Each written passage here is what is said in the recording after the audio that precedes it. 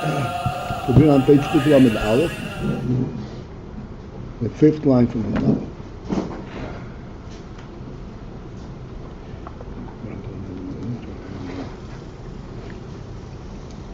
This lengthy discussion was to bring out a concept that it's possible that something should not have a sof or a tichlo, yet it would have a beginning, a tchila.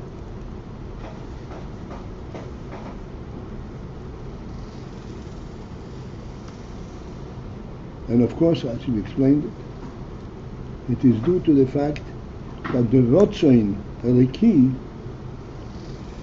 can attribute to it an endless value, an endless presence. Even though it came to be at a later time.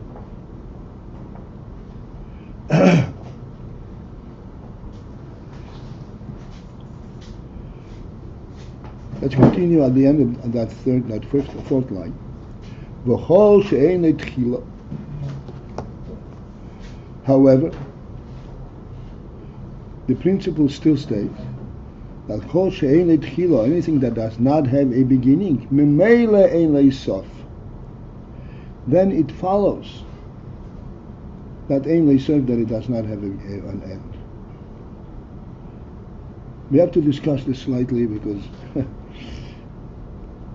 what does it mean, ein tchila? Is it there or is it not there? The answer is, of course, we're talking about that which is there. But it is there by virtue of its reality, not by virtue of arguing its case. There is use for me. There's meaning to me. There's a different level. Ein tchila. It's not even a point of discussion. Should it or should it not be? It doesn't begin at that point. So this follows that if ein tchila, then it follows that ein soif. That means that its presence supersedes the whole phenomenon of a definition. Definitely cannot possibly expire.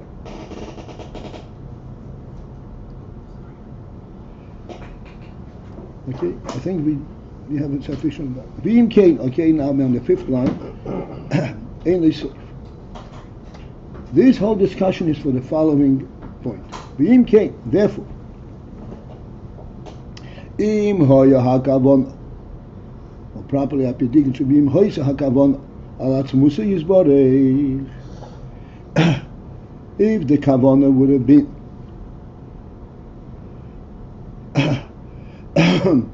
when we say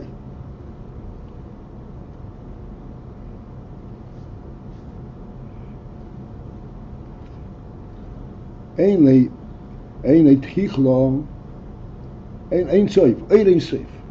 When we say ein soif, we're discussing what does ein soif mean, and we came to the conclusion that it means oir that represents the Ein Sof, that comes from the Ein Sof.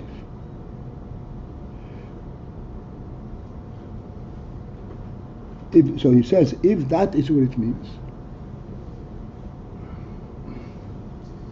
then it means that the Ein Sof, this thing that we're referring to as Ein Sof, refers to Atzmus, the source of everything. And this is what we objected to. If he would be referring to Atzmus, im kein, therefore, im hoya hakavon, im hoya hakavon al Atzmus yisborech, if the kavon word to refer to Ein Sof means that it has no end, refers to the Atzmus, the source of this oir, oir she'ein Sof, that it comes from Atzmus, oir that emanates from the Ein Sof. If this is what the intent in these words would be, Hava le'leimar, then the expression should have been Ein lo tchila. Oir ein lo tchila. An oir that does not have a beginning, which means there is not a consideration should it or should not be. Ein lo tchila. Like we discussed this whole thing at length.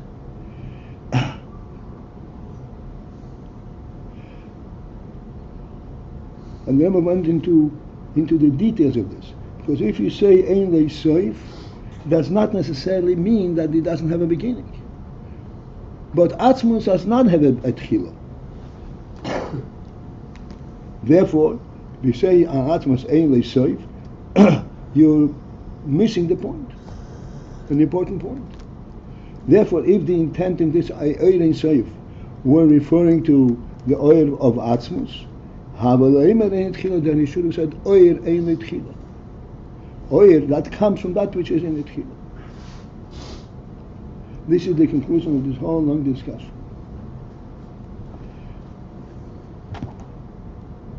Therefore, oir ein soif cannot mean oir coming from the ein soif, which would mean atmos. Then he should have said ein le tchila. V'oid, furthermore, we thought I'd be finished with that. No, v'oid, and furthermore, this is all that's pointing out and trying to identify the meaning of the words Ein Sof. Furthermore, the Atzmus, that in referring to Atzmus, lo yitochen leimar kinui Ein Sof. So the kinui, the reference of Ein Sof is not suitable for Atzmus. Kina means a description, an allusion. A what? An allusion, a description. A description? Yeah, kinui. I've heard the word. Oh, you don't know the word kinui? An allusion. Leitochin kinui Ein Sof. An Atzmus, the kinui, the reference of Ein Sof is not appropriate. It doesn't fit. Why? The pirushai, where the meaning of the word Ein Sof, in simple terms, who? She'ein Sof lehispashtusai. The word Ein Sof means there's no end.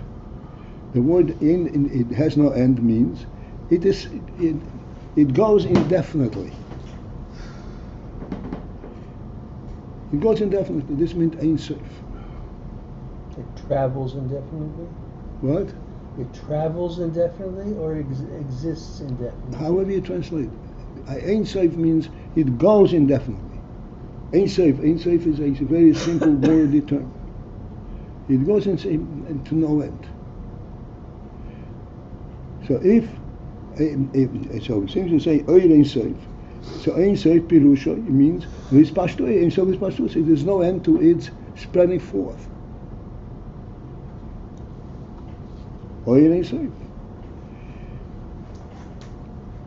Therefore, this precludes having a reference to Atzmus. Why? V'harei Atzmus. Okay, prepare again. You're thinking carefully. V'harei Atzmus. But however, consider the fact that Atzmus einoi bibchinas hispashtus is not at all in the realm of hispashtus. Hispashtus means spreading forth. A few more words, then we'll stop for a moment.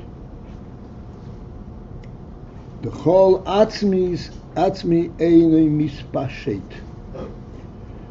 Because an atzmi does not extend itself, does not spread out.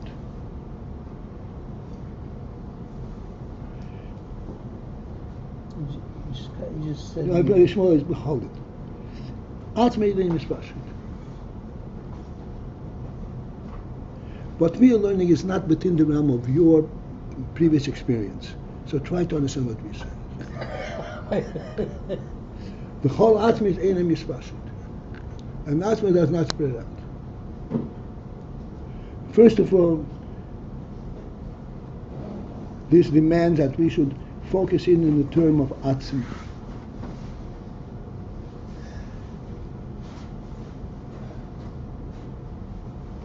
There is not Atzmi within our experience.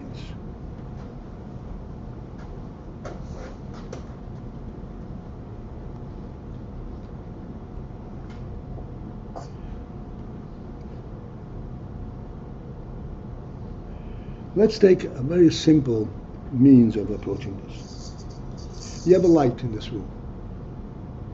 The light in this room emanates from the bulbs that are on top of it. So the bulbs represent the essence of this light. They produce this light. Can we then refer to the bulbs as Atzmi?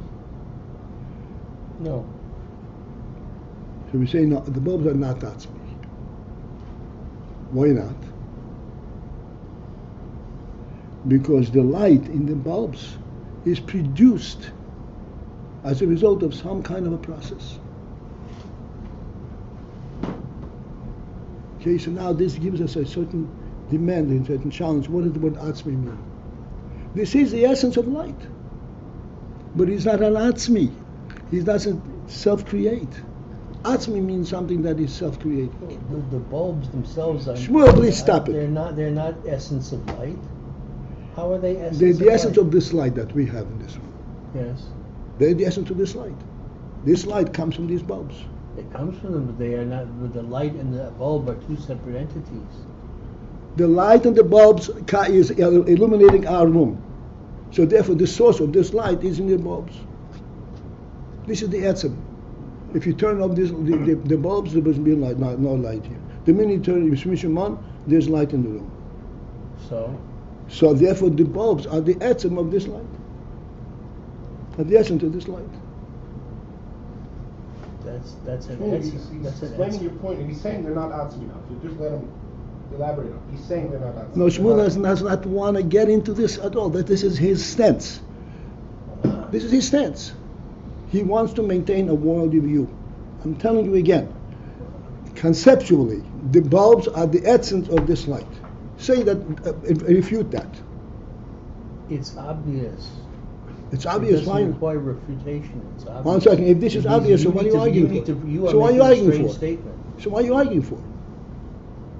I'm saying something obvious, that the essence No. of... What you're saying is challenging what is obvious. You are contradicting the obvious. I said it.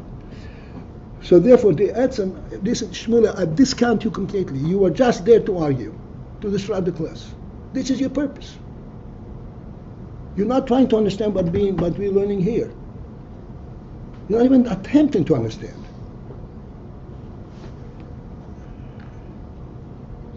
Censorship. So I'm trying to explain the word atzmi. And atzmi is a higher level than the etzem. Etzem means the source of something. Like we say, this light is source in the bulb. So the bulb is the etzem, the essence of this light. But the bulb is not an atzmi. Because in the bulb itself, this light is not self-reducing. It's not an indefinitely unlimited, limitless presence. It is there. As a matter of fact, we have to pay for the electricity that illuminates this light. It's not an atzmi.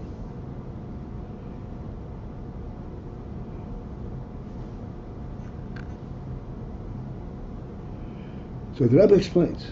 He used the words. Atzmi, eine mispashit.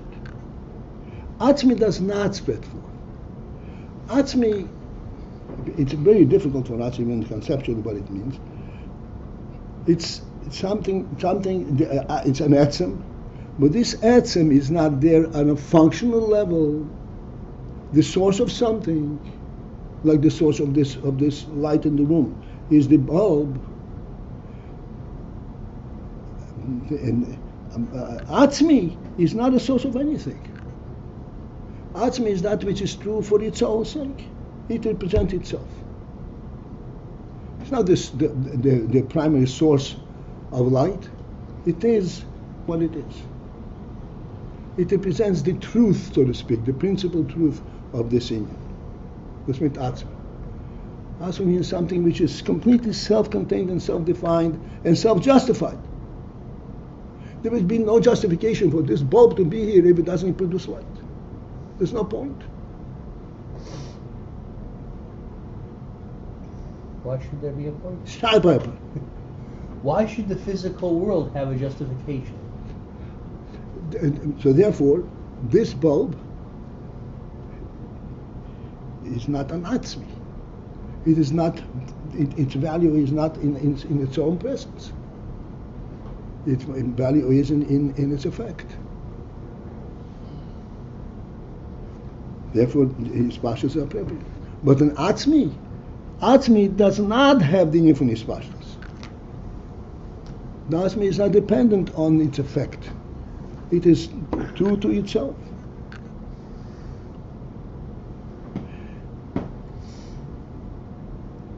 Listen to touching these words. Okay? 2 lines from the bottom. The whole Atzmi, Eino Mispashet. And Atzmi by definition is not Mispashet. Because it is completely true, completely, fully satisfying, fully fulfilling its mission by being what it is.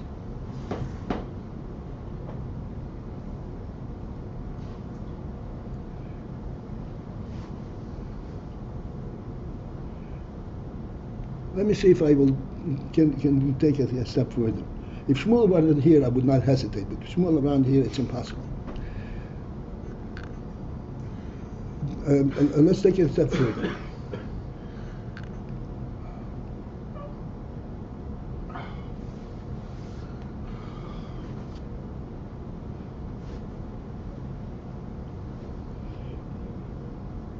When we put the bulb up on the ceiling, the intent of this bulb is not that there should be a bulb, and not that the bulb should light up internal to itself, but that it should illuminate the room.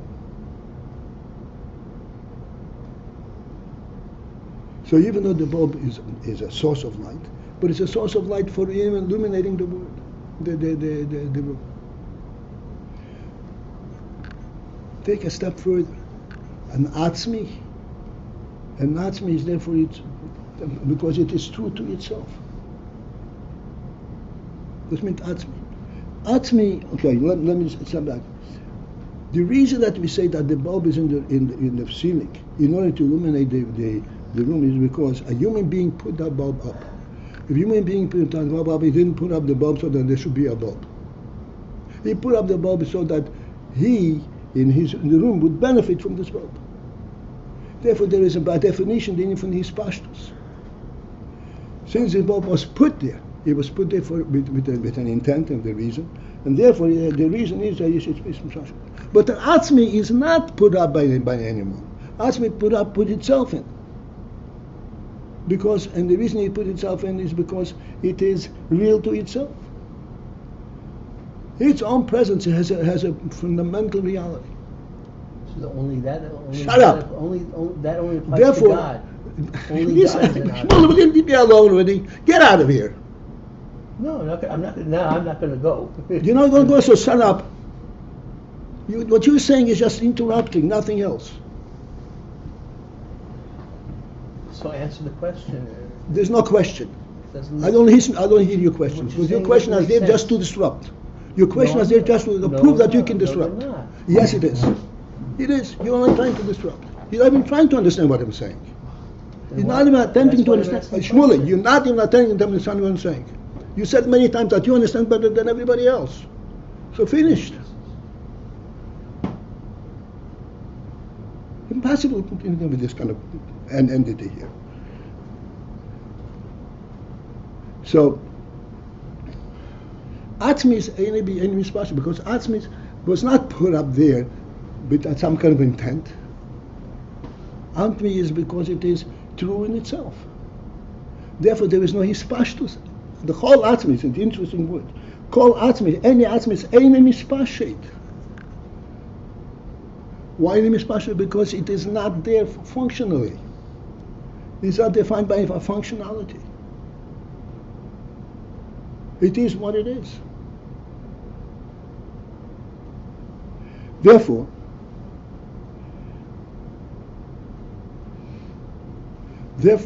what is the meaning of the word Ein Sof? If Ein Sof refers to that its source in an atzmi, then that would not have Ein Sof. Ein Sof means Ein Sof Lispashtusei. There's no end to it spreading forth. But an atzmi does not spread forth altogether. Kol atzmi ein mispashet.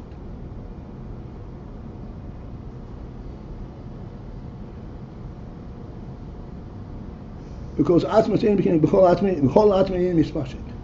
Important 4 words, 5 words. El hakavon, what then is intended with these words? Bo'er soif. What is intended with the word bo'er soif? Oir ein soif refers to not oir coming from the ein soif, not oir of the ein soif. It refers to al ha'oir. It refers to the oil itself. The oil is ein sof. Not talking about the source of the oil. We're talking about the oil itself. The oil is ein sof. And here, that explains why you be saying oil ein sof. These words, this is appropriate. Why? The oil, because the oil itself is yesh le'tchila. The oil does have a tchila. You can't say on the oil in tchila. The oil yesh le'tchila. What is the tchila? What is the beginning of this oil? Shehu ha'atzmi, which is the atzmi from which it emanates. The oil yesh le'tchila.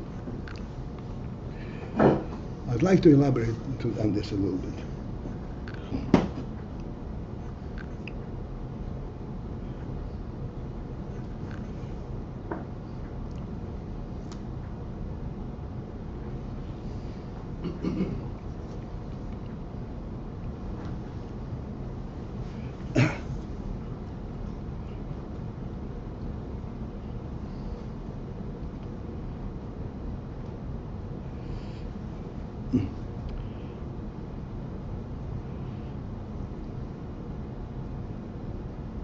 It says that the sun, the Rebbe created the sun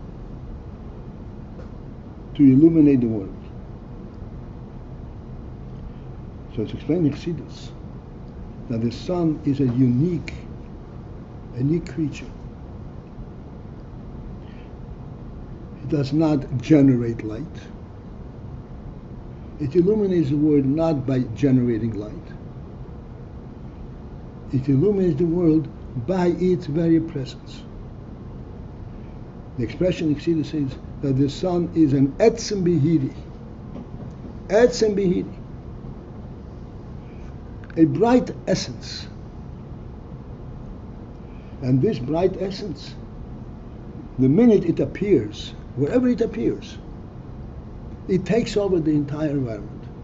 And the whole entity becomes bright. But that's not his pashtus? Doctor? That is not his pashtus? No, that's not his pashtus. No, that's its own presence. That's not his pashtus. Let me give you an example. I know this is going to be tough, but listen carefully. Take our very simple example of a human being and his home.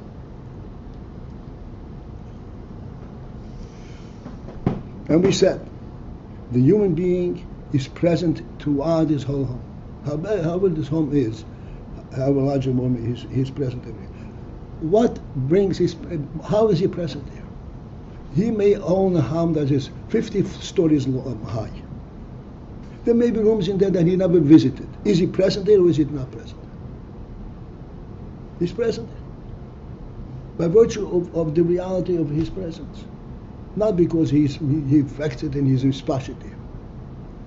This means that A human being, it said, Odom Shene Bayin Tzini, a human being and home are a true entity, a true union. Therefore, his very presence automatically spreads forth, it occupies everything.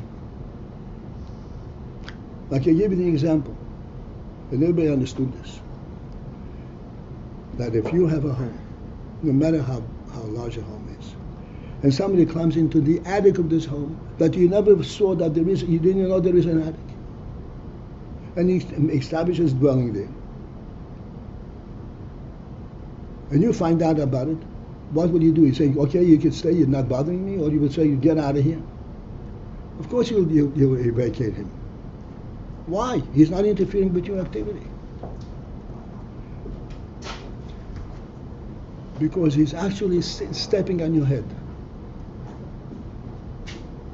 Even though he's not interfering with your activity whatsoever. And it's conceivable that he was there 10 years and you never didn't know about it. The day you found out, you'll get him out.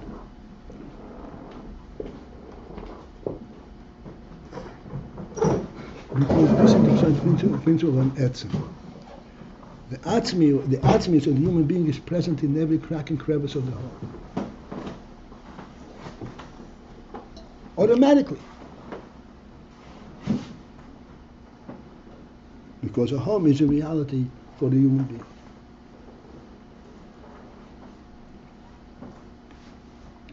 There, this is the presence of the etzem without his pashtus. Not because he's spread and not because he's using all that room. It's just that this is his home and therefore he's automatically everywhere.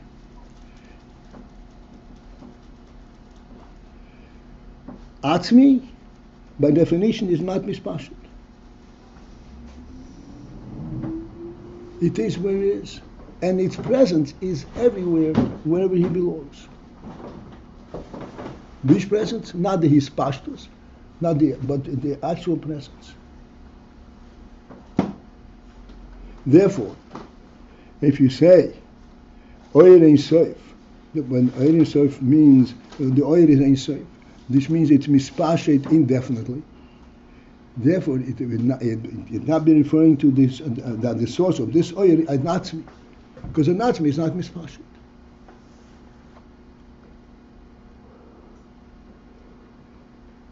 Therefore, El HaKavona, again, 3 lines on the 2 lines. HaKavona b'Oyer Sof, Oyer Sof. What is the intended here when we say Oyer Sof? Al ha'oyer. One referring to the Ein Sof, to the oyer itself, meaning to say the ha'oyer yesh leitchila. This oyer does have a beginning. It has an initiator. It has something that starts it off. Shehu ha'atzmi, which is the atzmi from which this oyer emanates.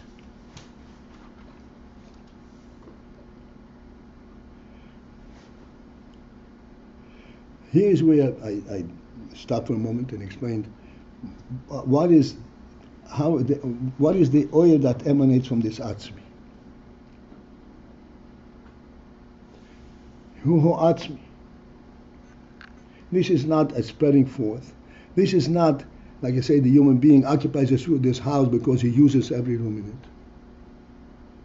It doesn't spread out. His very presence is automatically present everywhere. This oyer that occupies this whole house, the oyer of the atzmi,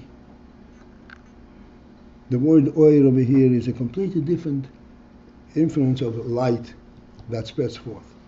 Oyer means the effect, the impact of this etzem. The impact of this etzem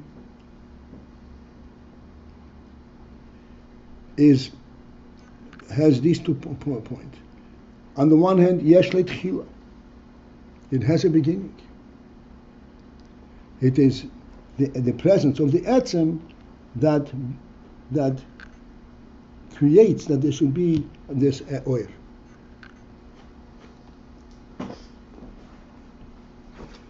Rak, except she'ein lo yisoif, but it doesn't have an end.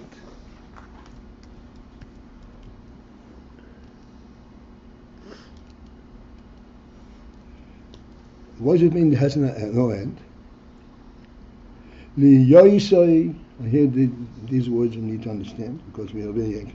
Liyoisa, because of the fact that it is bebchinas gilui hoetzem. Because this oil is bebchinas gilui hoetzem, is the impact of the etzem. The gilui of the etzem, it's not the etzem himself.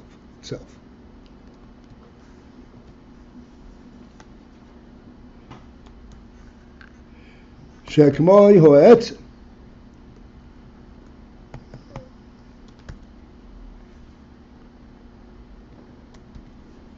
Shekmoi hoetzem. We said many times in this couple of pages that gilui hoetzem is like the etzem. Just like in our example of this human being occupying his home. It's as if he himself is present everywhere. Although in fact he's present only in one place. But the gilui hoetzem, the impact of his presence, is everywhere. And the impact of his presence is like the etzem itself. To the extent that it cannot be tolerated that something else should be there. Even a place where you never visited. Automatically, wherever you are, you're sitting on his head.